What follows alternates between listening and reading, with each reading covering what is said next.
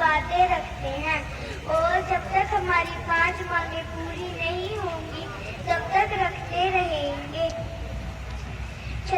गाँव और शहरों में 36 बरादरी के भाई एक हैं और एक ही रहेंगे।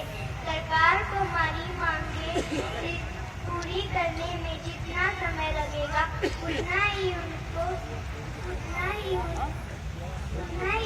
दरवाजा चुकाना पड़ेगा। मैं खट्टर साहब को कहती हूँ कि भगत सिंह के पिता ने उससे खेत में काम करते हुए पूछा था कि बेटा क्या कर रहा है। भगत सिंह बोला कि पिताजी मैं बंदूक बो रहा हूँ, अंग्रेजों को मारने की तैयारी कर रहा हूँ। मैं खट्टर साहब को कहती हूँ कि अगर हमारी 5 मांगें पूरी नहीं होंगी तो हम भी बंदूक बोना शुरू कर देंगे। कमल का फूल कीचड़ में खिलता है, फिर भी उसे राष्ट्रीय फूल कहते हैं।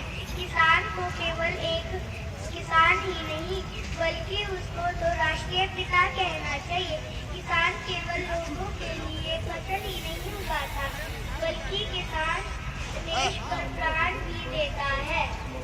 80 मैं आपको उदाहरण देकर समझाती हूँ। अगर हम गलत है तो हमारे सामने आकर हमसे बात करो, हम जवाब देंगे। मकड़ी इतनी छोटी होती है फिर भी वो हार नहीं मानती और अगर नीचे गिर जाती है तो वापस ऊपर उठती है।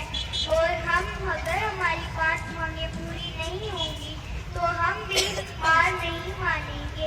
हम भी तब तक यहाँ पर आएंगे जब तक हमारी मांगें पूरी नहीं होगी। आप सबने कहावत तो सुनी होगी कि चींटी और मेरठ बहुत छोटी होती है और जब मेरठ काट जाती है वो 5 दिन तक कोई नहीं उतरती और चींटी इतनी छोटी होती है फिर भी वो रानी के पैरों को ऊपर उठा लेगी। इसलिए जो चींटी है वो हमारी ये माताएं बहनें और ये सारी औरतें हैं और जो चींटी है वो हम हैं। और अगर हम लड़ गए और अगर हम जीत गए तो फिर खट्टर साहब को कहीं छुपने की जगह नहीं मिलेगी। और मेरठ डूबल थे, इसलिए हमारी 5 मांगें सरकार को पूरी करनी पड़ेगी। जम्मू कश्मीर में तलवार सन 57 में यह तलवार पुरानी थी, खूब लड़ी मर्दानी वो तो झांसी वाली रानी थी। लाल एकता जिंदाबाद। धन्यवाद।